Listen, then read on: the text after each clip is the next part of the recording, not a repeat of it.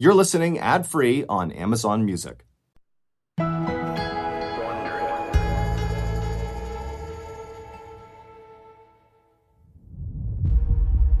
In the summer of 2020, a desperate father ran alongside a stretcher in the ICU of an Ohio hospital, holding his daughter's limp hand. She was on a ventilator and was about to be put into a medically induced coma. Just a few weeks earlier, she had been completely fine, but now she was inches from death. Her doctors had no idea what was wrong with her. All they knew was that whatever was going on, it had started when she began hearing a mysterious song.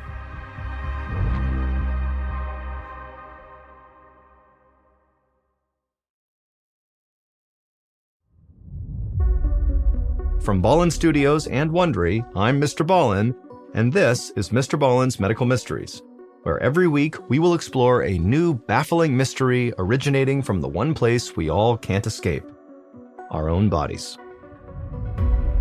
If you liked today's story, please change the follow button's alarm clock sound to the song Tiptoe Through the Tulips and set it for 3 a.m. every day.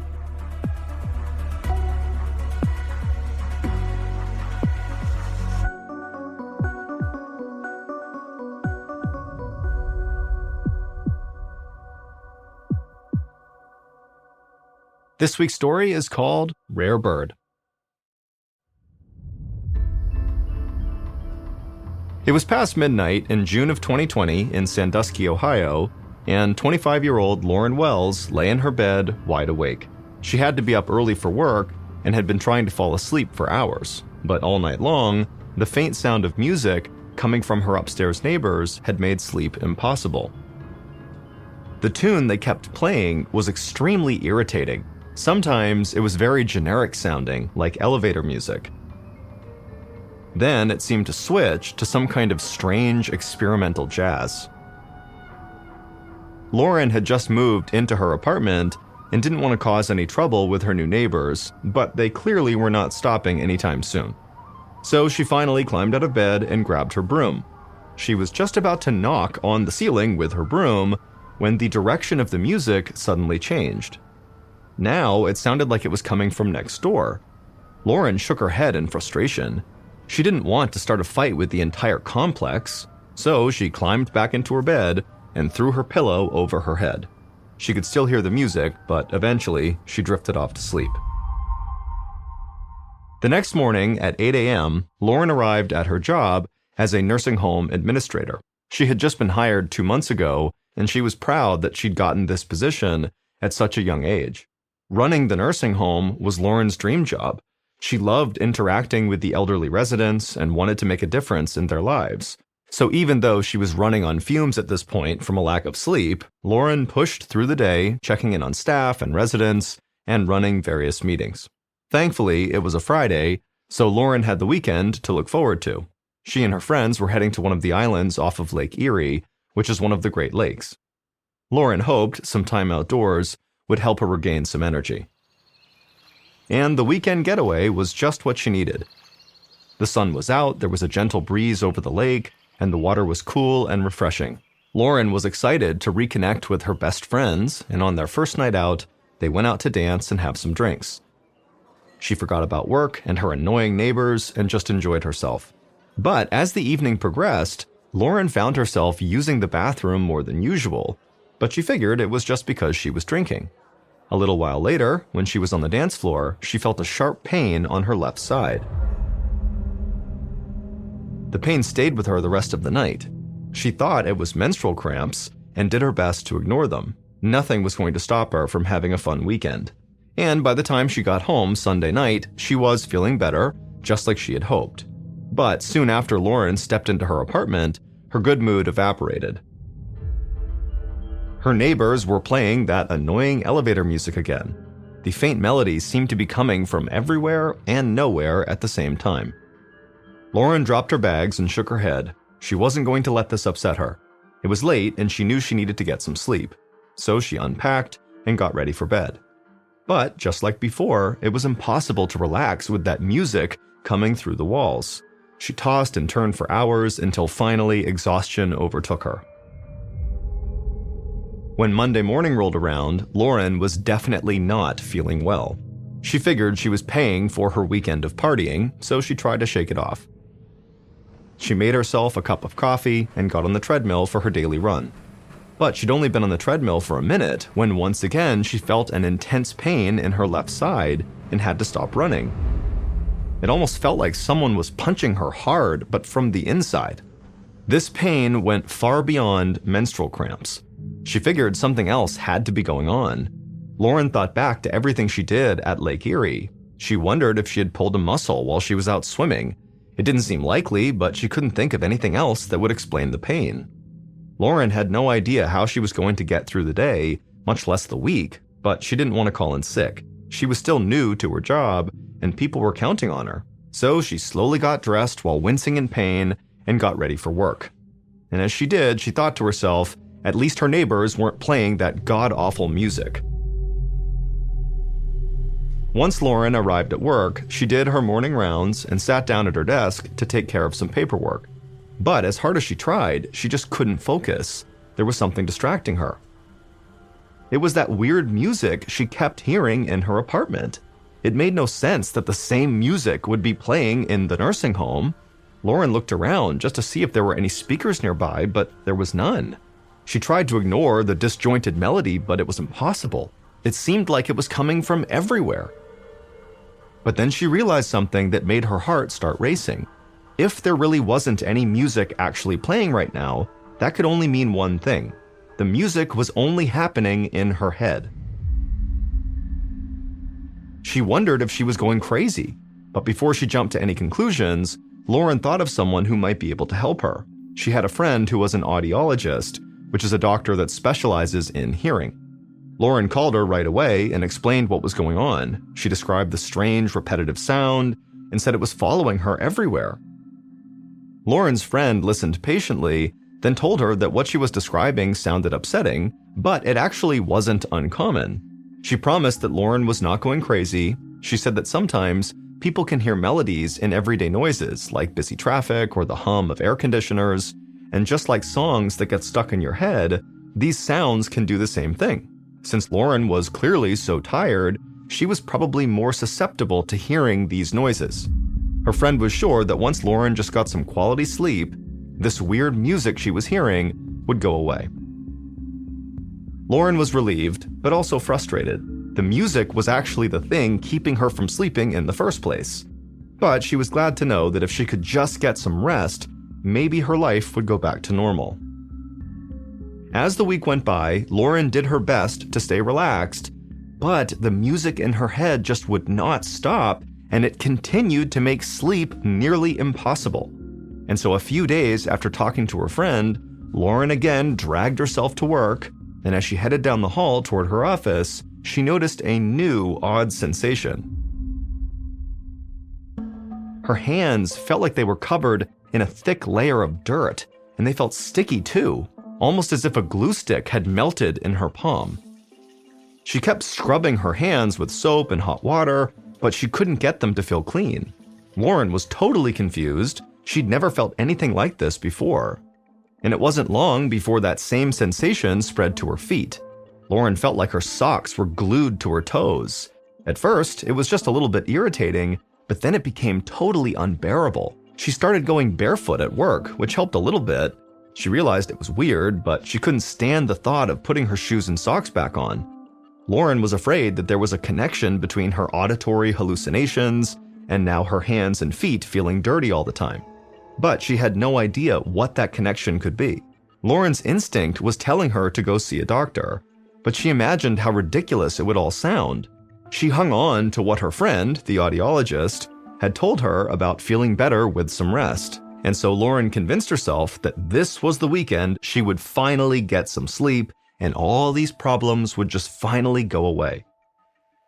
That Saturday night, more than 2 weeks after her strange symptoms had begun, Lauren climbed into bed exhausted. She tried to ignore the strange soundtrack playing in her head, her sticky hands and feet, and the dull pain still in her left side.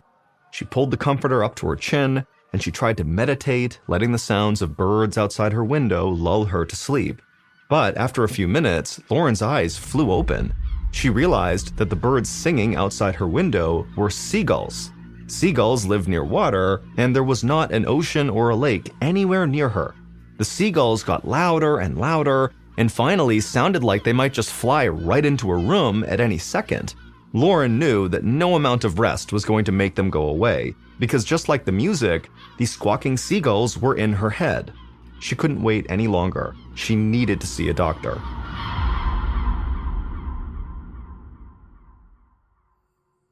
Almost 500 miles away in Easton, Pennsylvania, Lauren's father, Brad, was sound asleep at home when his phone rang.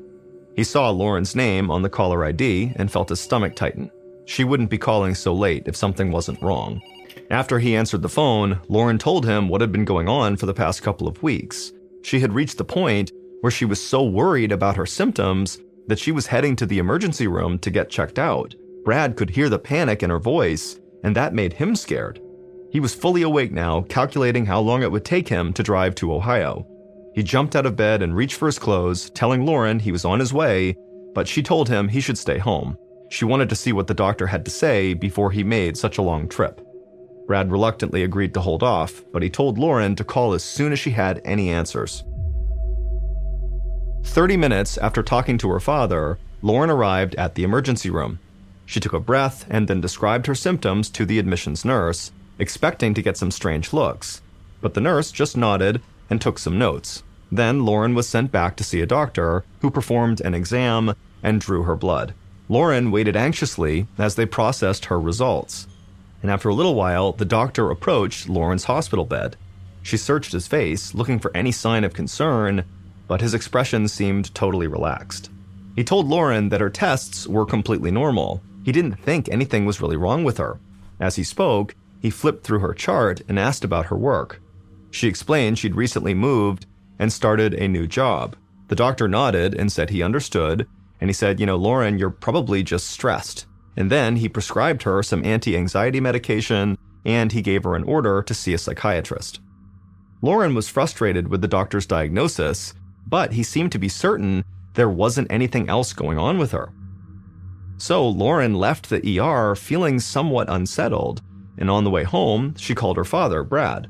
Lauren could always rely on him to be supportive and honest with her. She told him how annoyed she was that all these doctors just assumed she was stressed because of her new job.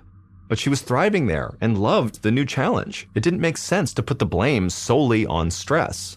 Her dad said he totally understood her frustration, but the doctors knew what they were doing. He asked Lauren to at least start taking the anti-anxiety medication. With any luck, they'd let her get some sleep, and then at that point, with a clear head, she could reassess her situation. Lauren was not convinced, but she promised her dad that she would try. Later that week, Lauren drove to work as usual. She'd been taking her anxiety medication, but so far, it really wasn't helping. She still heard all the mysterious music playing everywhere she went, and so she really wasn't getting more than an hour or two of sleep at night. She gulped down some strong black coffee, but nothing could cut through her brain fog. She'd been a zombie at work all week, often losing track of what she was supposed to be doing. Lauren turned into the parking lot, pulled into her parking spot, and then got out of her car, and as she walked towards the building, she left the engine running and her keys in the ignition, and her laptop and purse were still on the passenger seat. Lauren entered the conference room in a daze. She felt like she was moving in slow motion, and she barely registered the team of nurses who were already there for the weekly staff meeting. Lauren sat down at the table and tried to read the agenda, but the words looked like a jumble of hieroglyphics. At some point, Lauren tried to say something, but nothing came out of her mouth.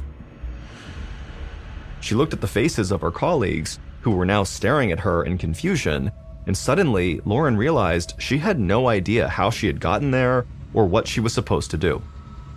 The nurses who were at the meeting with Lauren could tell something was wrong with her.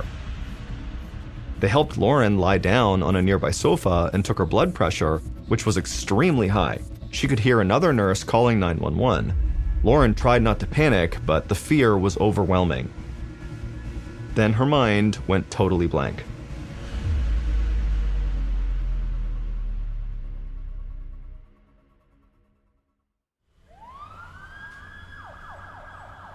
By the time the ambulance arrived, Lauren was starting to come out of her trance-like state.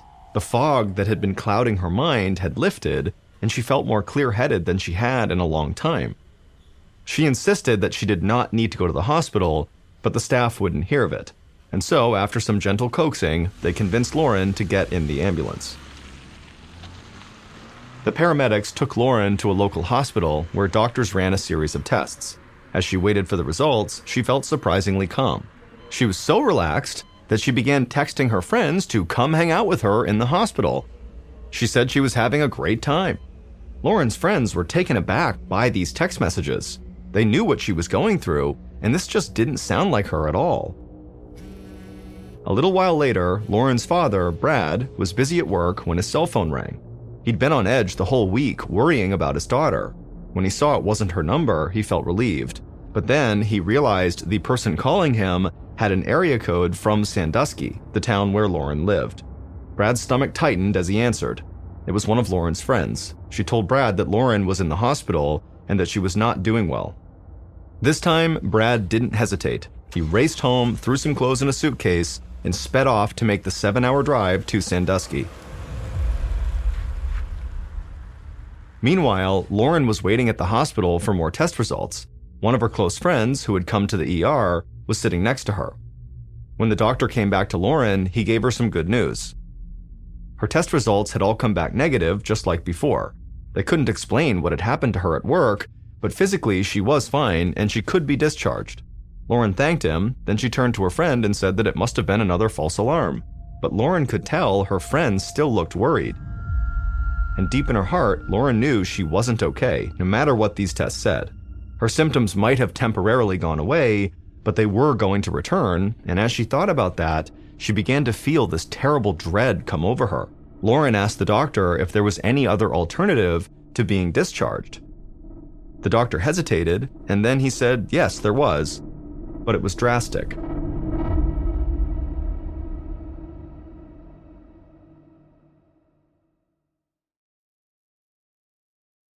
Seven hours later, Brad finally arrived at the hospital in Sandusky, and he raced to the admissions desk. Just moments earlier, his daughter had called him with the stunning news that she was admitting herself into the psychiatric ward of the hospital. And so Brad, all he wanted to do was just get to his daughter. Once he entered the patient area, Brad was greeted by a doctor and brought to Lauren's room. But he was only allowed to see her through a shatterproof glass window on her locked door, and what he saw shook him to the core. Lauren was writhing on the floor, screaming and begging to be let out. She was trying to tear off her shirt. Food was splattered on the walls, and an empty tray and plate were upside down on the floor. Brad was stunned. Lauren had called him just a couple of hours earlier and seemed fairly clear-headed, and so he didn't understand how her condition could have changed so drastically. The doctor explained that he was giving Lauren medicine to treat schizophrenia, which is a serious mental disorder that causes people to hallucinate and experience delusions. They'd already started on her medication, but it would need time to take effect. Brad shook his head in disbelief.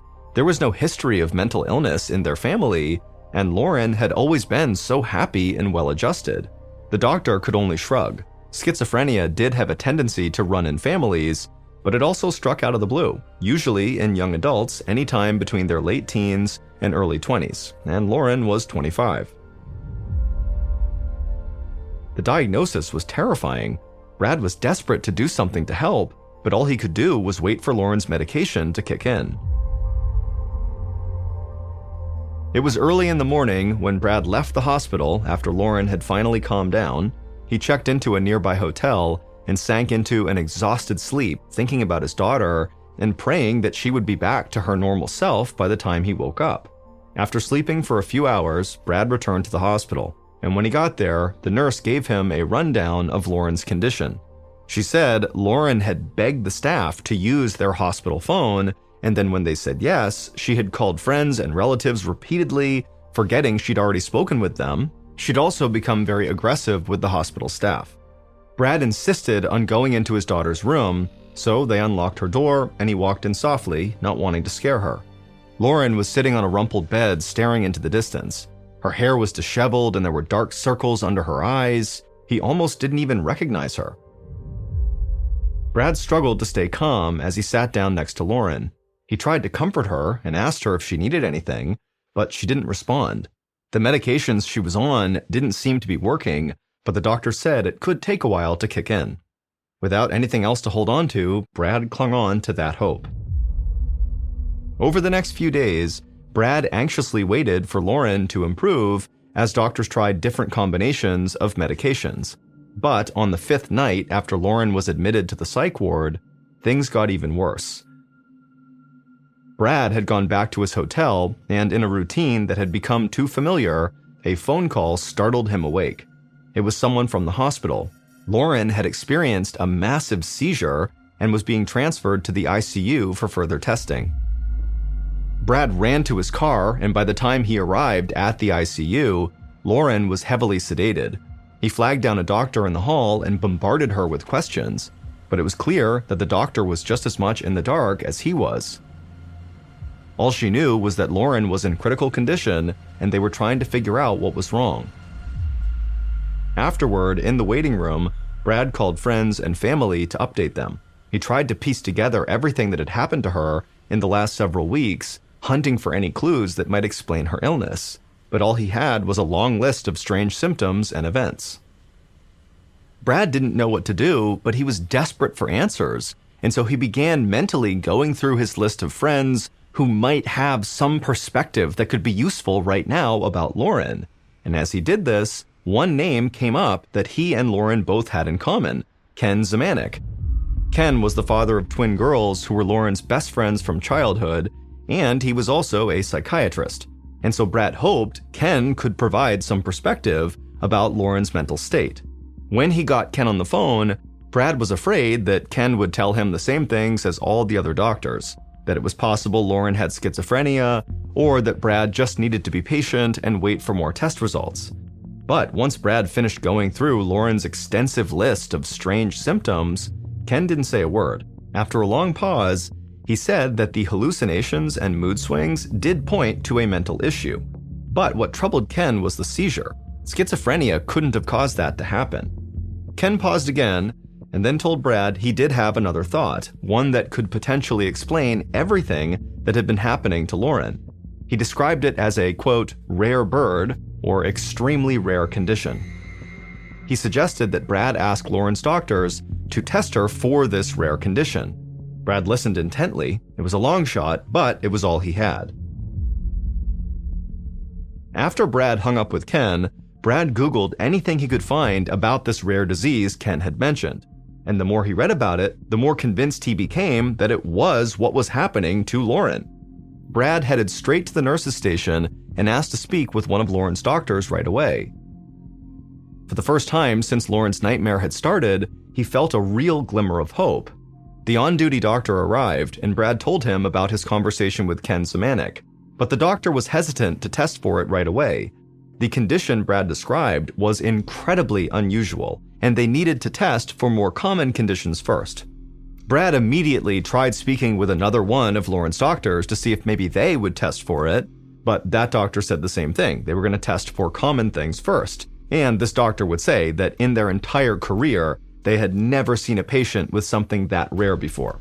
And so a parade of specialists marched in and out of Lauren's room, but every test they ran was inconclusive. As the hours ticked by, Brad's frustration grew. The next morning, Brad arrived at the hospital and headed straight to the ICU. As he walked down the hallway leading to Lauren's room, he heard a commotion of voices and the sound of beeping monitors. He ran into his daughter's room and saw a team of doctors hovering over Lauren. She was lying motionless on the bed and her eyes were closed. Brad stood there in shocked silence until a doctor noticed him and rushed over. He told Brad that Lauren's vital signs were dropping and they were working to get her stabilized. And so Brad needed to leave and go to the waiting area until the situation was under control. But Brad was sick of waiting in a medical twilight zone. His daughter was on the verge of death and they still had no idea what was wrong with her. He demanded they run the tests that he had requested about this rare illness. The doctor hesitated, but then nodded. He finally admitted that they were hitting a total brick wall and were at an absolute loss. But they were at a small community hospital, and so their resources were very limited to both test and treat Lauren for this rare condition if she were to have it. And so if Brad wanted to get her the help she needed, they'd have to transfer her to the Cleveland clinic, which was over an hour away. However, getting there was a huge risk. Lauren was so weak she could die on the transit. Brad was facing the biggest decision of his life, but he didn't hesitate. A few minutes later, Lauren was loaded into the back of an ambulance, headed for the Cleveland clinic. Brad followed behind in his car, praying his daughter could hold on just a little longer. When the ambulance finally arrived at the clinic, a medical team was waiting. Brad quickly parked his car and joined them as the team grabbed the gurney that Lauren was on and rushed her towards the entrance. Brad tried to stay calm as he watched them wheel her to the neurological ICU. Lauren's heartbeat barely registered, and she was having trouble breathing on her own. The doctors told Brad that her brain had also begun to swell, and so they needed to put her into a medically induced coma to help bring the swelling down. Lauren was given a strong sedative through an IV drip to put her into a state of unconsciousness. She was then hooked up to a ventilator that went into her mouth and down her throat to keep her breathing, and a feeding tube was inserted inside her nose and down into her stomach. Brad tried not to show how scared he was, but he knew Lauren was hanging on by a thread. Brad spent the next several hours anxiously pacing in the lobby of the ICU while the heads of several departments at the Cleveland Clinic teamed up in an attempt to save Lauren's life. Finally, one of Lauren's doctors walked in with the results of Lauren's newest round of tests. The doctor was incredulous. Brad and his good friend, Ken Zemanek, had been right. Lauren was sick with something that was so unheard of, most doctors would never think to even test for it.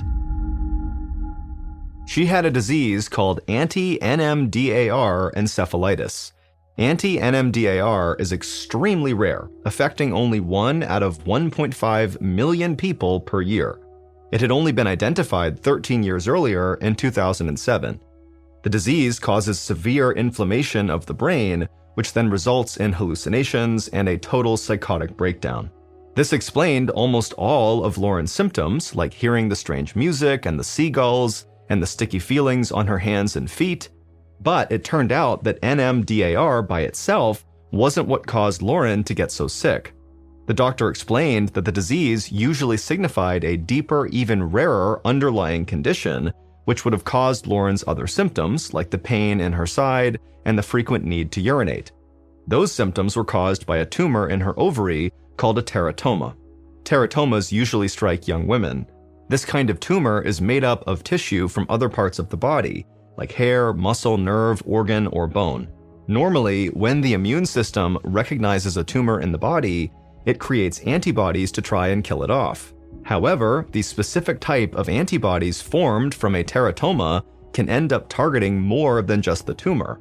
They can also attack the brain and cause anti-NMDAR. In trying to defend her body against this tumor, Lauren's brain had accidentally attacked itself. Brad nearly collapsed from relief. They had a clear-cut answer for what Lauren was up against. It meant they weren't working in the dark. Now they just needed to get the tumor out. A surgeon removed the teratoma the next morning. It was 13 centimeters long, so more than 5 inches long. And unfortunately, it was malignant, which meant Lauren needed chemotherapy in order to fully recover. For the next 2 weeks, Lauren stayed in a medically induced coma. Once she was finally awakened, she couldn't remember anything that had happened to her. She had to relearn how to walk and how to talk, but day by day she got stronger and was finally well enough to go home. 6 months later, Lauren got the news they'd all been hoping for. She was now officially cancer-free. After a full recovery, she went on to graduate from school and earned an advanced degree. Then, in April of 2022, she took a new job as executive director of a senior living facility. She never heard phantom elevator music or seagulls again.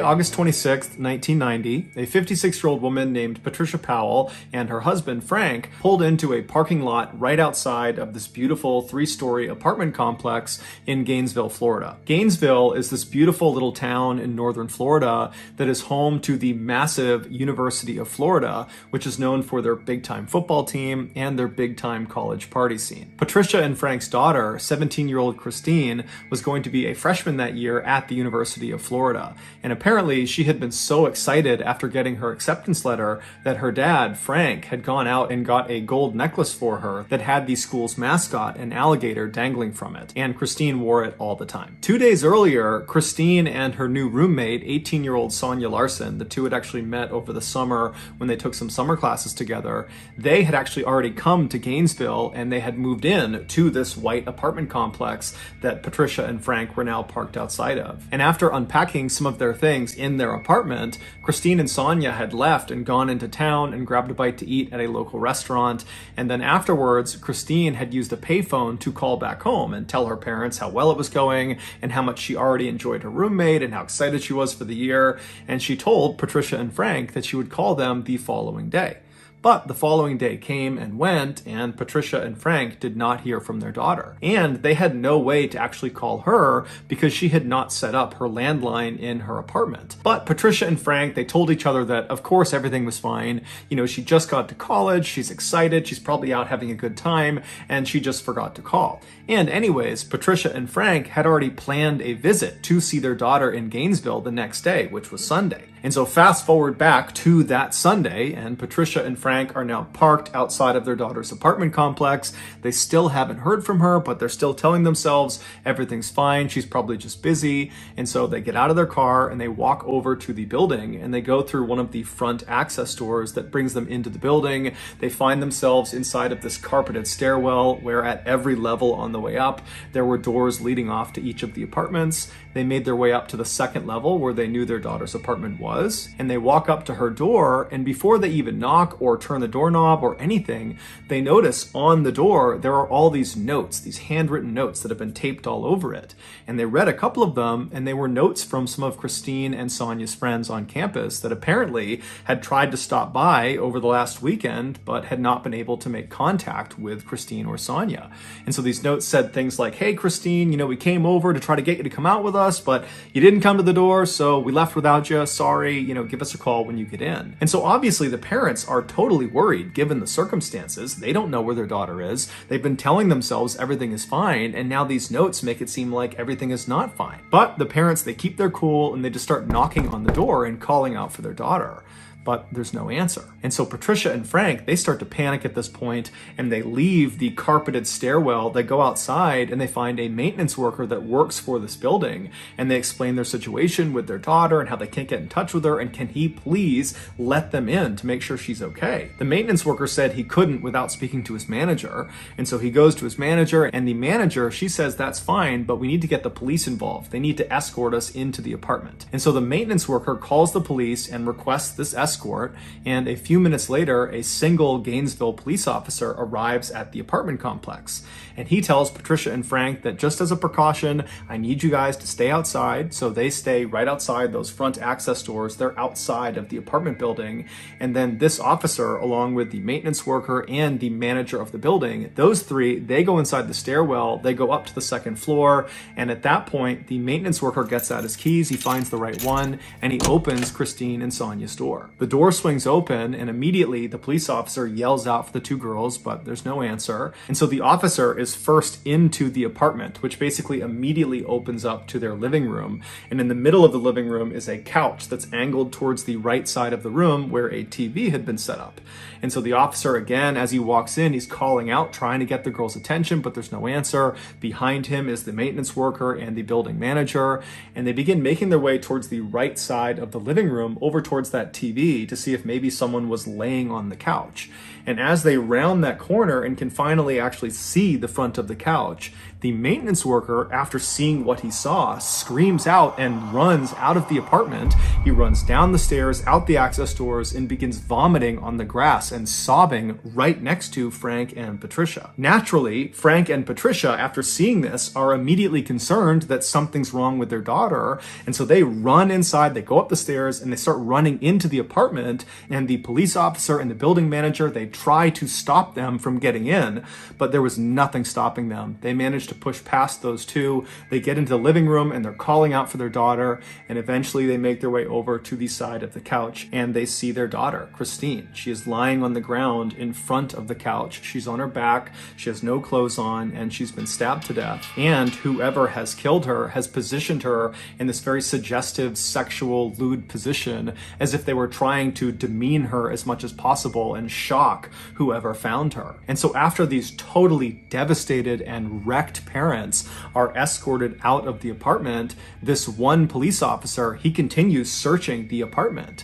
And so he searches the rest of the first floor. There's no sign of Sonia. He goes upstairs and he finds Sonia. She's laying on her bed. She also has no clothes on. She's been stabbed to death, and she's positioned on the side of the bed in a sort of suggestive, lewd position, much like Christine downstairs. It would later be determined that Christine had been sexually assaulted, but Sonia had not been. The officer at this point leaves the apartment. He goes outside. He walks past the grieving parents who are being consoled by the building manager and the maintenance worker, and the officer goes over to his car and he uses his radio to call in for backup. A forensics team comes out to the apartment and they begin processing the scene, and right away they discover on the outside of the door frame of the door leading into the apartment, there were markings on the edge that looked like someone had used a screwdriver or some similar instrument to pop open the door. They also found there was a towel and some soap that was lying on the ground near Christine's body and near the couch that had apparently been used to both clean Christine's body and also clean some other parts of the apartment. And so they believe this was done to try to intentionally destroy evidence, suggesting the killer or killers were somewhat sophisticated. They also discovered there was some residue on Christine's wrists that indicated at some point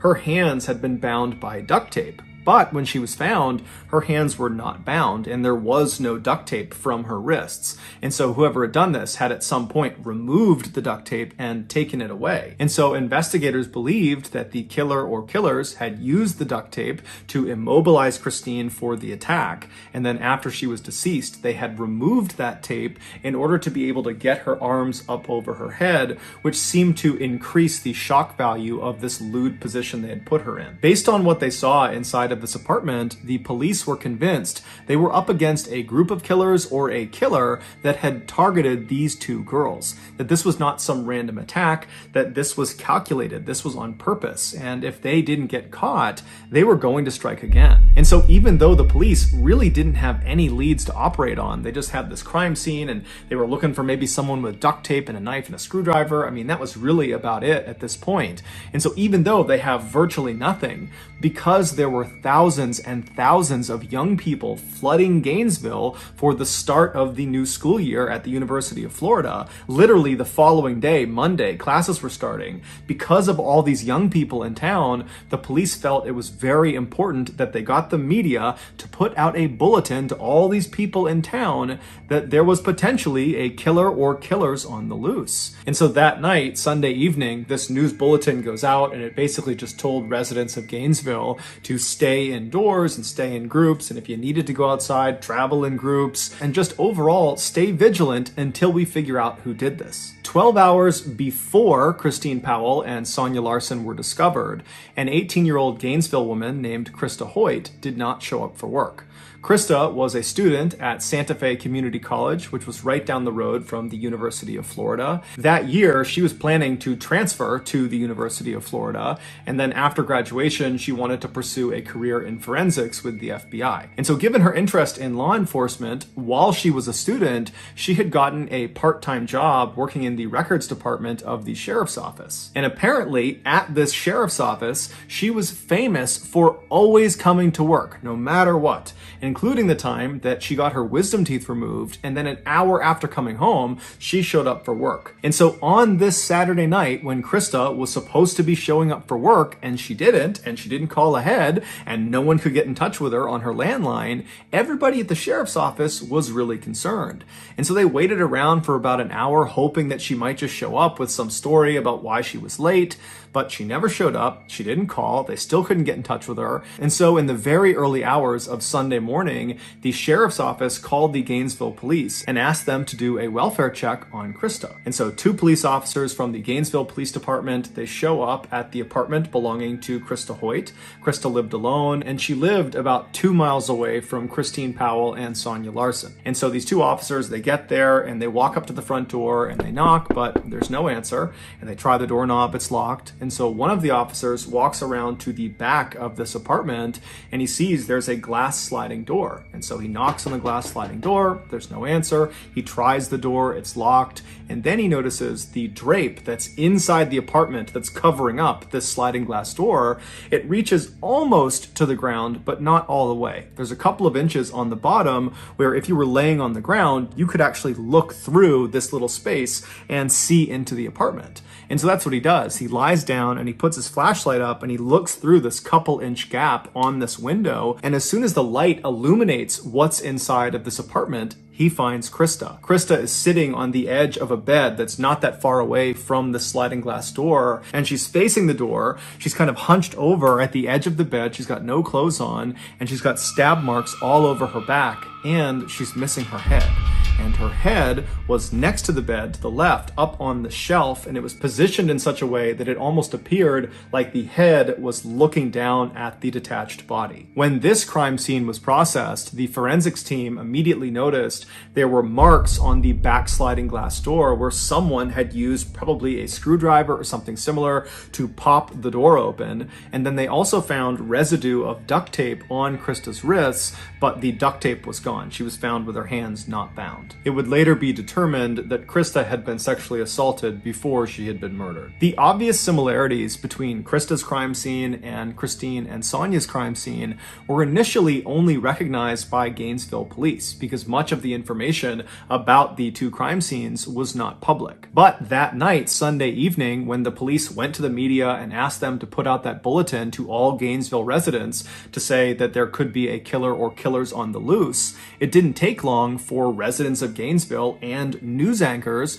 to begin speculating that you have these 2 murders that have happened really close together physically. They're less than 2 miles apart, and they've probably occurred within the last 24, 48 hours. So they've happened in rapid succession. They're both unsolved. And so even without intimate details of the crime scene, it wasn't hard to say, I think these 2 are probably connected. And so that night, Sunday evening, Gainesville really went into a state of panic. And within hours of this news, you had stores all over Gainesville that had sold out their deadbolts and locks, their mace, their stun guns, their baseball bats, their actual guns, their knives. I mean, people were really trying to arm themselves to protect themselves against this unknown threat that was murdering students in Gainesville. And the police, even though they did not come out and substantiate the claims that, perhaps these 2 homicides are connected, they did believe they were. And so that night, Sunday night, as all this chaos is kind of unfolding in town, the police put hundreds of officers all over the place, on foot on every street corner. They had police cars and trucks parked all over the place. I mean, the entire town was on an extreme heightened alert because the police believed another attack was imminent. And so all they could do was try to come out in force to try to discourage the killer or killers from striking again. But as it would turn out, it didn't work. By the following morning, so Monday morning, what was happening in Gainesville had gone from just being a Florida story to a national story, and everybody all over the country was talking about it.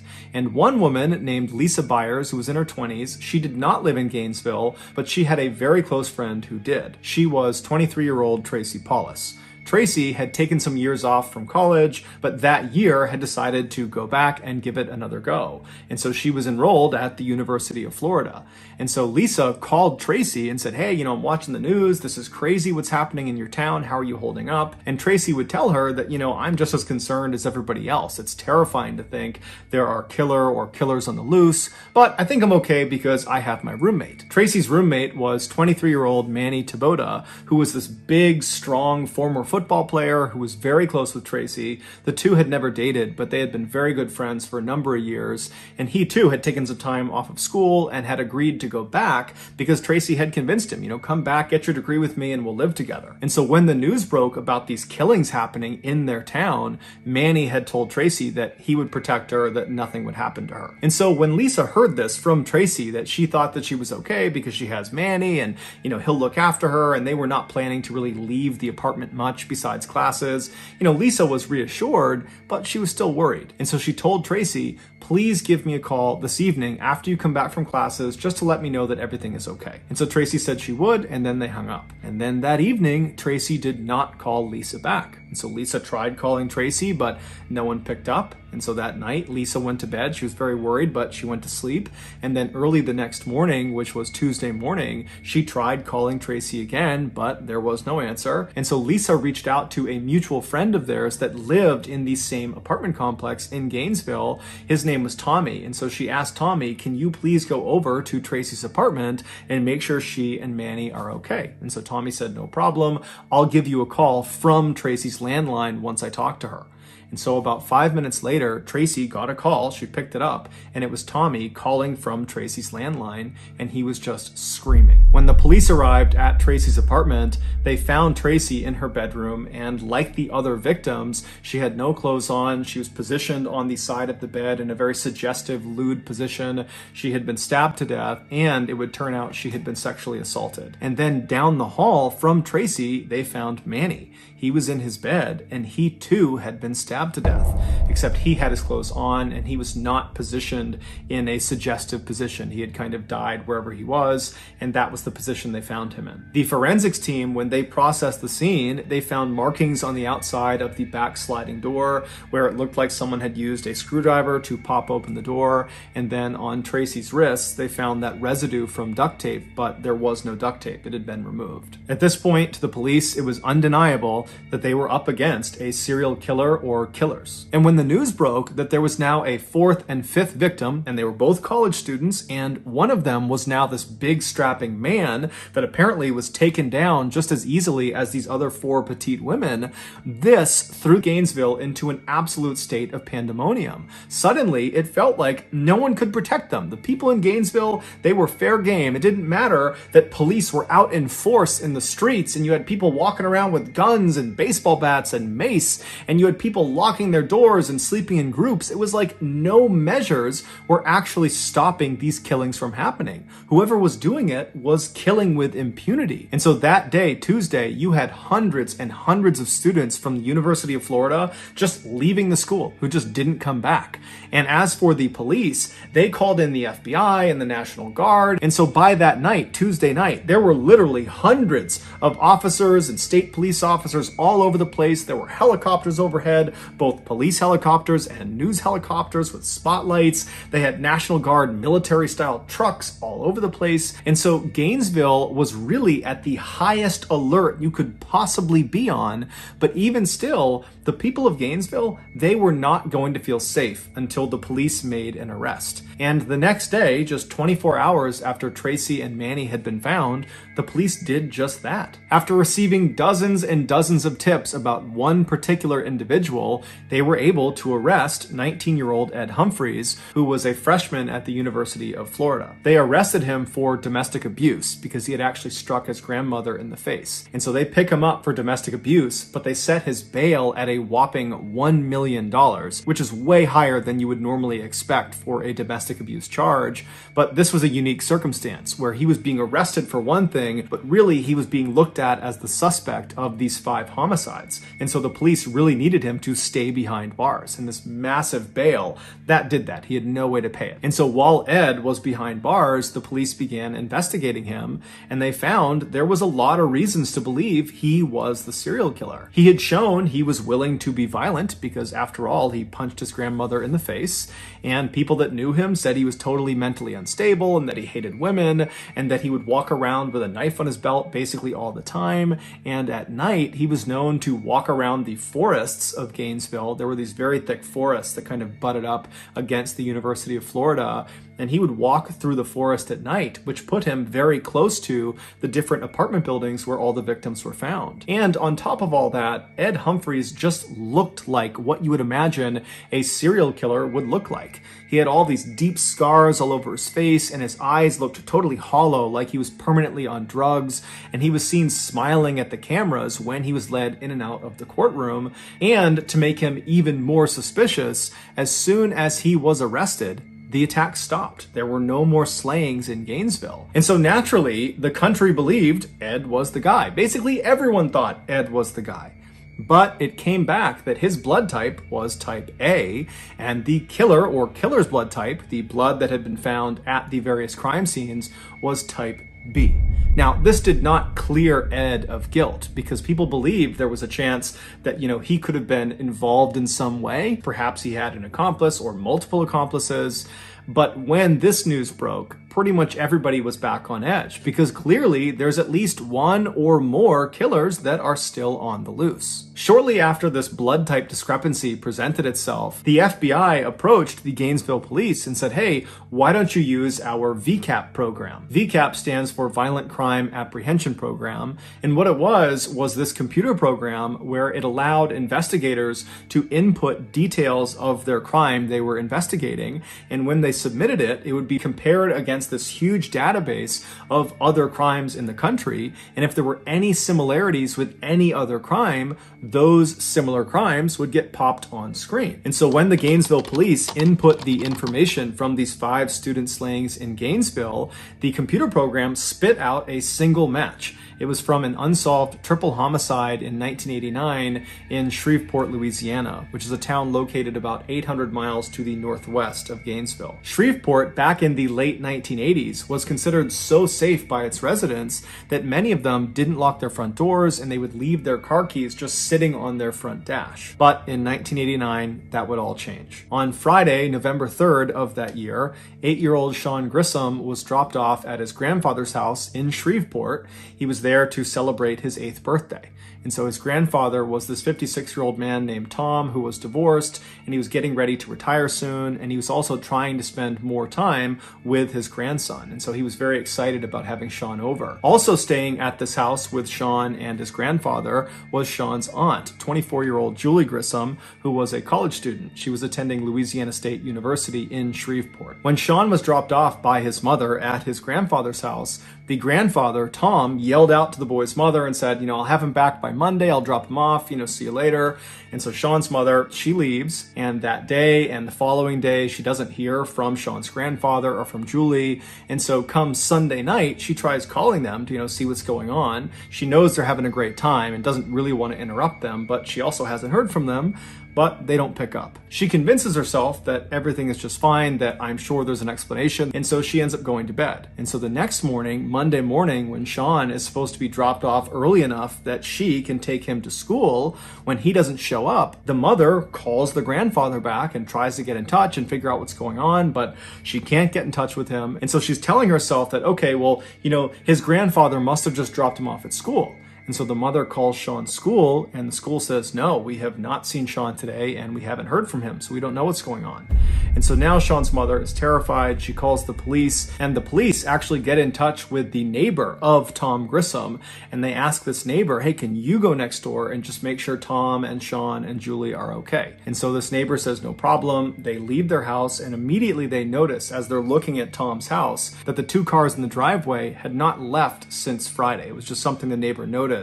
And then they also noticed that there were 2 newspapers at the end of the driveway. It was the Monday and Sunday paper.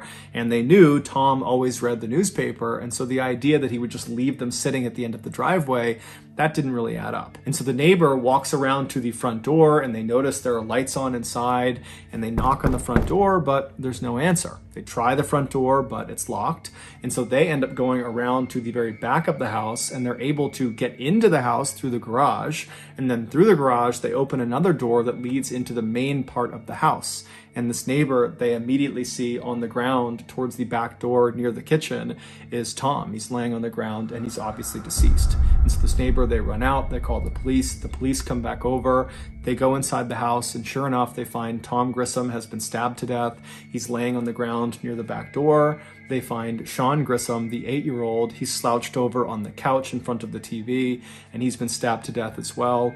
And then upstairs, they found 24-year-old Julie, the aunt, and she was positioned on the edge of the bed in this very suggestive way. She had no clothes on, and she had been stabbed to death, and it would later be determined she had also been sexually assaulted before she was killed. And they also discovered there's vinegar on her body, as if whoever's done this has attempted to clean her with vinegar. There was no sign of a robbery in the house or ransacking in the house. There was no sign of forced entry. Overall, the investigators said this was a very neat crime scene, as if whoever did this had done this with great intentionality. And so after kind of going through the crime scene, the police really didn't have any leads to go off of, and so this crime went unsolved. And so as these Gainesville police are looking at this report in this VCAP computer system, and they're reading about this unsolved triple homicide, all they can think about is how unbelievably similar the crime scene was to all the crime scenes of the student slayings. Specifically, that Julie had been arranged in this kind of suggestive pose like the other female victims in Gainesville. And on top of that, it was determined that the blood type of the killer in Shreveport was type B, same as the killer or killers in Gainesville. So there was a match in the blood type. Somehow, after this discovery through this VCAP program, the media found out about this Shreveport unsolved triple homicide and how apparently it was incredibly similar to all these slayings that have taken place in Gainesville. And so before long, that was all every news network all over the United States was talking about.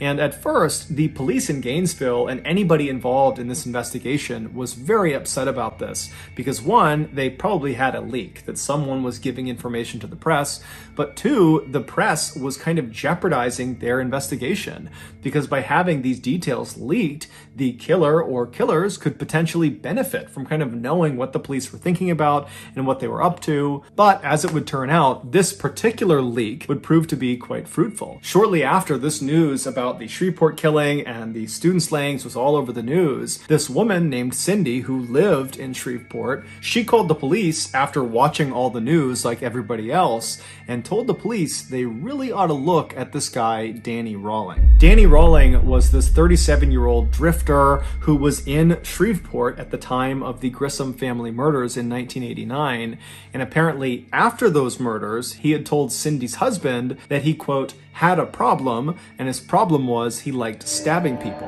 And Danny literally always walked around with a huge knife on his waist. He seemed totally mentally unstable. And so this claim that he liked stabbing people, Cindy and her husband took literally and basically told him to stay away from them. And so in one of their last conversations with Danny actually told Cindy that he planned to leave Shreveport and go someplace where there's lots of beautiful young women that he can just stare at all day long. When police asked Cindy, do you think he's capable of killing all 8 of these people? She said, oh yeah. And so the police turned their attention to Danny and began researching his background, and they discovered he was raised in a very abusive household. Specifically, his father really couldn't stand him. They had a really bad relationship. And then when Danny got old enough, he joined the Air Force, but he was kicked out after 2 years for being mentally unstable. And once he was discharged, he began the string of armed robberies in the 1980s, and he eventually got caught and spent the bulk of the 1980s in prison.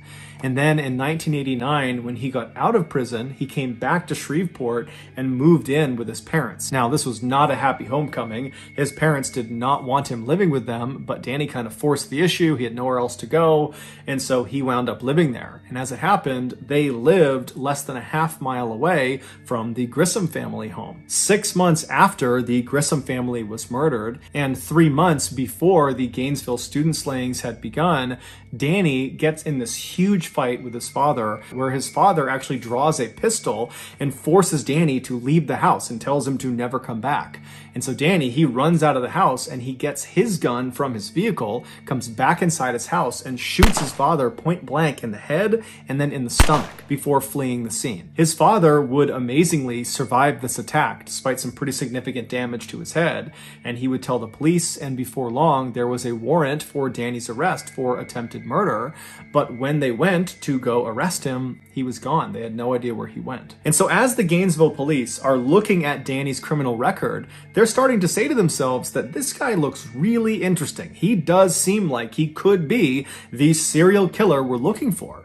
And so as they continue to dig deeper and deeper, one of the Gainesville police officers suddenly thinks of something. There was this unsolved armed robbery of this bank in Gainesville that happened the same week where all 5 of the students had been killed. A lone masked gunman walked into this bank in broad daylight and demanded money from the teller, and the teller, who thought on their feet, gave him the cash, but it was the type that was booby-trapped with dye packets, meaning if this robber tried to tamper with the money at all, it would detonate, sending dye all over them and kind of making it obvious that this money had been stolen. But the robber doesn't see this. He takes the bag of cash, he leaves the bank and manages to flee and go into the forest before the police show up. And so the police ultimately, they go and search the forest and they find this campsite deep in the woods. And at this campsite, which is abandoned, they don't find the person who robbed the bank, but at this campsite, they find the bag that has the money inside of it, and the dye packet has been activated. So clearly the robber had tried to fiddle with it, and then when it detonated, they had taken off and left the money. And then also at this campsite, near this duffel bag full of ruined money, was a screwdriver, a gun, and an audio recorder. Now, at the time, the police that were seeing this, they were part of this huge effort in Gainesville to stop any more attacks on students and catch the killer or killers. That was all they were thinking about. And so when they didn't immediately catch this robber, they kind of said, you know what? This is a lower priority item than what we're dealing with this loose serial killer or killers. And so let's just round up the evidence, put it in storage, and somebody else can deal with this after we handle this killer situation. And so no one listened to the audio recording. They just put it in evidence. They grabbed everything else, put it in evidence, and they threw it in the storage room. And so now this Gainesville police officer that's just remembered this unsolved armed robbery, he says to the group that's investigating Danny, he says, hey, since Danny has a penchant for armed robbery, clearly he has a rap sheet full of armed robberies, maybe if he was the serial killer and he killed all these students, that would have meant he was in Gainesville, and so maybe he committed this armed robbery. And so we should go look at the evidence and listen to that tape. And so the officers, they practically run to the storage locker. They get the evidence from this unsolved armed robbery. They come back and they hit play on this audio recorder. And what they hear is unbelievable. They hear on this recording a man singing a song. It's clearly a song he wrote, and he's singing about being a, quote, mystery killer. And then it kind of segues into him talking about how to effectively kill a deer with a knife, to be really effective with a knife. And he's getting into really graphic detail of how to do that.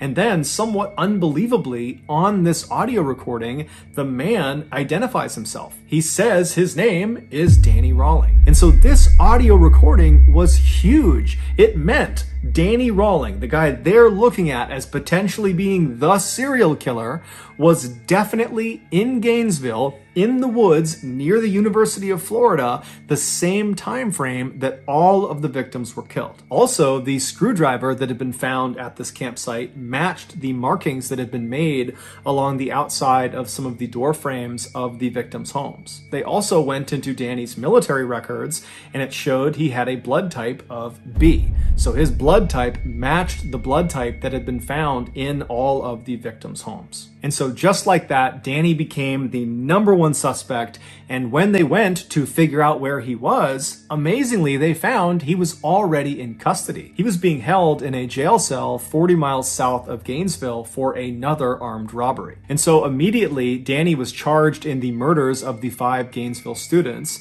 They couldn't charge him for the 3 Shreveport murders because they just didn't have enough evidence. And then after that, Danny was transferred to Florida's maximum security prison to await trial. Initially, Danny said he was innocent, he had nothing to do with the murders, but then almost 4 years later, when his trial was finally starting on the first day of his trial, he surprised everyone in the court when he stood up and said, "I'm going to change my plea. I'm guilty on all 5 counts. I did kill all 5 students." He would tell the court the reason he did this is he wanted to be a superstar like the notorious serial killer Ted Bundy, who he looked up to. Danny would also, at another date, confess to killing the 3 Grissom family members in Shreveport. Because of Danny's detailed confessions, we now know all the terrifying details of what actually happened when he killed all 8 of his victims. Back on Friday, November 3rd, 1989, Danny was fired from his job as a waiter at a local restaurant in Shreveport, and so he was frustrated, he was angry, and he was kind of walking around his neighborhood when he decided the way he would kind of channel his frustration was he would go kill some people.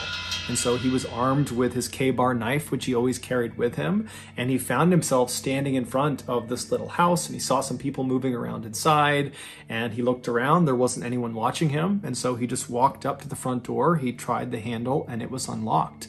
And so before he opened the door, he made sure his knife was in hand, he opened the door, walked right in, and he saw Sean, the 8-year-old, sitting on the couch watching TV, and without any hesitation, he walked up behind him and stabbed him through the back, killing him almost instantly. And then Danny walked into the kitchen where he found Tom, the grandfather, who was making steaks out on the back grill. And so he was going back and forth between the kitchen and the grill, kind of getting ready for dinner. And at some point, when Tom came back into the house and was holding steaks in his hand, Danny leapt out and stabbed him. And even though Tom put up a fight, he was very quickly subdued as well.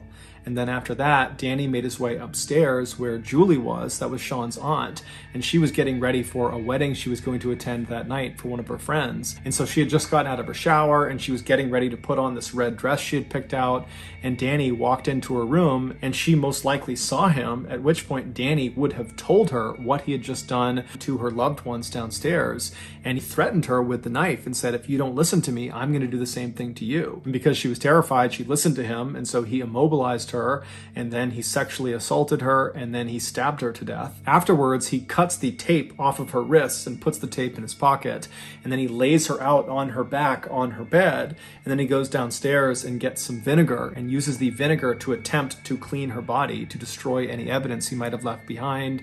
And then after cleaning her, he kind of puts her in that lewd, suggestive pose with her hands up over her head and her legs spread, and then he leaves. 6 months later, in August of 1990, after Danny has shot his father and is on the run from the law, he finds himself in Gainesville, Florida, and he sets up this little camp just behind the University of Florida in this thick forest. And then on Friday, August 23rd, as he's sitting out at his campsite, he gets this sudden urge to go kill again. And so he waits for it to get dark out, and then he gets out his audio recorder and he records himself alluding to this murder he is about to go perpetrate. Well, I'm going to sign off for a little bit. I got something I got to do. Then, armed with a pistol, a screwdriver, and his K-bar knife, he left his campsite and walked in the darkness in the forest about a mile away until he was looking from inside the forest out towards this 3-story white apartment building. And it's believed that within the last 24 hours, he had been in that area and he had seen 2 young girls go in and out of this apartment building, and that was all he needed to determine who his victims were going to be. And so those victims were Christine Powell and Sonia Larson. And so when he was standing in front of their apartment building, he eventually strode out of the forest, he walked up to that access door that led him into that stairwell, he made his way up to the door of Christine and Sonia, and he used his screwdriver to pop the door open. He went inside and shut the door behind him and walked into the living room, and he found Christine was sleeping on the couch. And so he left her be, he didn't touch her. He went upstairs and he found Sonia sleeping on her bed. And so as he's standing there realizing that he has these 2 girls, he needs to make a decision about which one he's going to kill first and which one he's going to sexually assault. And so as he's standing there looking over Sonia's bed, he decides he's going to kill Sonia and then he's going to sexually assault Christine. And so very casually, he walks into Sonia's room. She's fast asleep. She's on her back, and he pulls out a piece of duct tape, and he gets the duct tape in one hand and he pulls his knife out in the other, and he presses the duct tape over her mouth, which wakes her up, and then he drives the knife into her chest. And so Sonia would put up a pretty incredible fight, but ultimately she would succumb to her injuries. And then after she was dead, Danny just left her where she was, and he went downstairs and he found Christine was still asleep on the couch. She had not woken up from the commotion upstairs. And so he walked right in front of her, and standing over her with his knife, he kind of nudged her awake. And when she woke up, he had a piece of tape, he put it over her mouth, and he told her to be quiet and held up the knife and told her that I just killed your roommate, and if you don't listen to what I'm going to say, I'm going to kill you too.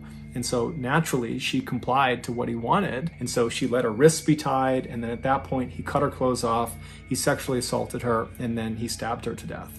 And so after she was dead on the ground, he went and got that towel and that soap, and he began cleaning Christine's body to try to remove any evidence he might have left behind. And then he cut the duct tape off of her wrist and removed the duct tape from her mouth and put those in his pocket. And then he positioned her in that kind of lewd, suggestive position that she was found in. And then Danny went back upstairs and cut the clothes off of Sonia and then positioned her on the side of the bed in a suggestive position as well. And then Danny leaves the apartment. So he goes back into the woods, he walks in the wood line back to his campsite, but when he got there, he was just too jacked up, he was too excited from what he had just done that he just couldn't control himself. All he wanted to do was go out and kill again.